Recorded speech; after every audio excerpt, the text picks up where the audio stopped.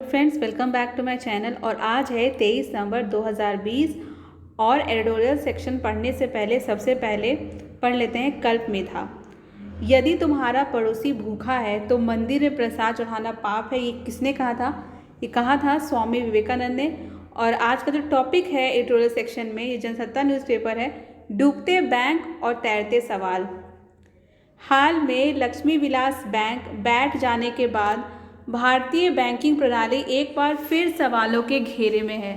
पिछले 2 साल में जिस तरह से कई बैंकों के ठप होने की घटनाएं सामने आई हैं और इन सबका खामियाजा ग्राहकों और निवेशकों को उठाना पड़ा है, वह गंभीर चिंता का विषय इसलिए भी है क्योंकि भारतीय बैंकिंग व्यवस्था को लेकर लोगों के मन में डर बैठ गया है कि आखिर पैसे सुरक्षित रखे तो कहाँ।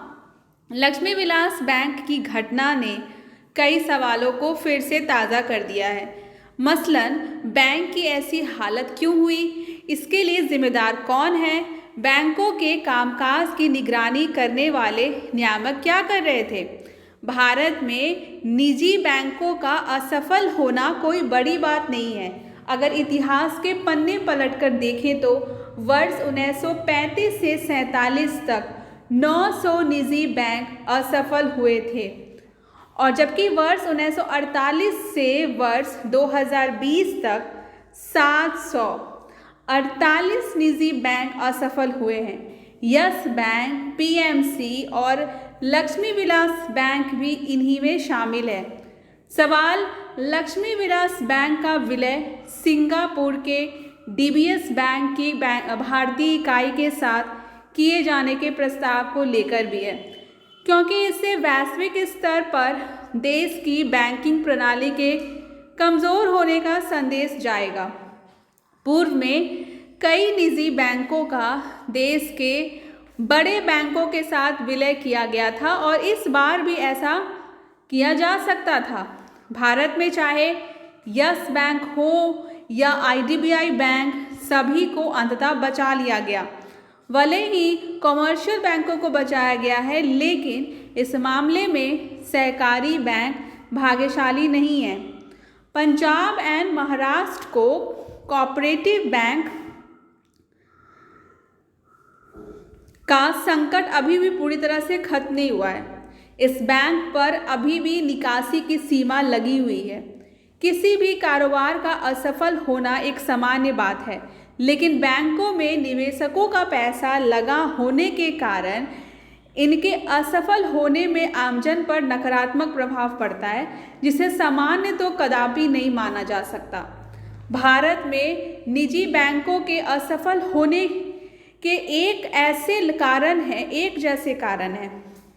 पूर्व के निजी बैंकों की तरह लक्ष्मी विलास बैंक ने भी अपनी बर्बादी की पटकथा खुद ही लिखी। बैंक ने 720 करोड़ रुपए रैन बैक्सी के पूर्व प्रवर्तक मलविंदर सिंह और शिविंदर सिंह की कंपनियों में निवेश कर दिए थे और इसके बदले में बैंक ने गारंटी के तौर पर उनसे पैसे जमा करवाए थे। लेकिन मामला अदालत में जाने से बैंक का पैसा फंस गया।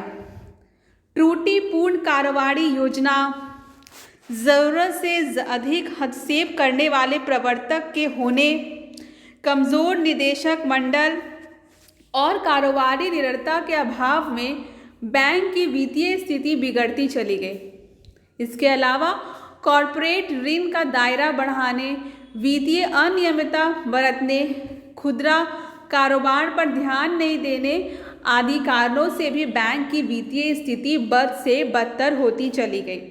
इसलिए पिछले साल सितंबर में रिजर्व बैंक ने इसे प्रॉम्प्ट करेक्टिव एक्शन पीसीए या तत्काल वित्तीय सुधार की ज़रूरत वाले बैंकों की श्रेणी में डाल दिया गया था।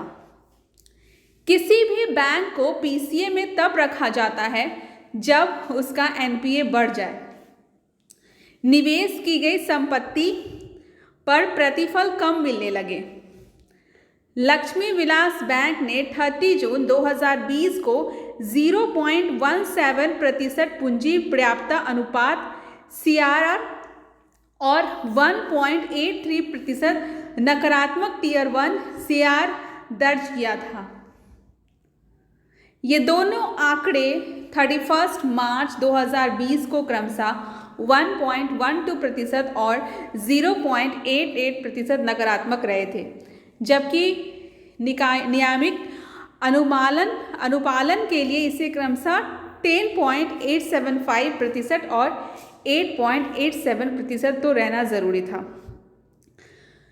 तो देखा जाए तो भारत में निजी और सहकारी बैंकों के विफलता के मामले सामान्य होते जा रहे हैं। इसका कारण देश में बड़े बैंक पैमाने पर थोक निधि के बजाय फंडिंग खुदरा जमा राशियों के जरिए करते हैं, जिसे दूसरे देशों में जोखिम के स्रोत के रूप में जाना जाता है।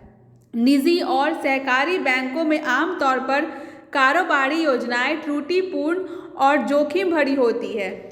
बैंकिंग कामकाज में प्रवर्तकों का ज़रूरत से ज़्यादा बढ़ता हस्तक्षेप कई गंभीर संकटों को जन्म देता है। कई बार प्रवर्तक ही बैंक के प्रबंध निदेशक बन जाते हैं और अपनी मर्जी से बिना निदेशक मंडल की सहमति के बड़े कर्ज अपने परिचितों को दे देते हैं, जिनकी वसूली संदिग्ध होती है। नियामक द्वारा की जाने वाली कार्रवाई से बचने के लिए गलत आंकड़े भी पेश किए जाते हैं।